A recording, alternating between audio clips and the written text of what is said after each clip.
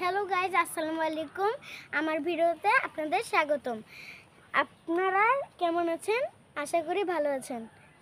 আজকে আমি আমার ছাদ বাগানের একটি ছোট্ট অংশে কিছু গাছ দেখাবো। প্রথমে এখানে দেখুন গোলাপ গাছ আছে, তারপরে এখানে ক্যালাডিয়াম গাছ, এটা ঘর সাজানোর জন্য খুব সুন্দর। আর এখানে পুদিনা পাতা আছে। এই পুদিনা পাতা দিয়ে আমি তারপরে এখানে লিলি আছে, তারপরে জবা আছে, আরও অনেক গাছ আছে এখানে। এই যে এখানে যেই গাছটি দেখছেন এই গাছটির নাম হলো এডিনিয়াম, আর এখানে হলো বেলি। তারপরে এই গাছটি সম্পর্কে আমি পুরোপুরি বলিনি।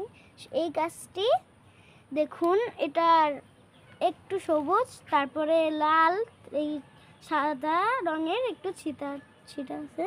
দেখুন এটা ওয়াটারপ্রুফের মতন। দেখুন পানি দিলেও এটা ভিজে না।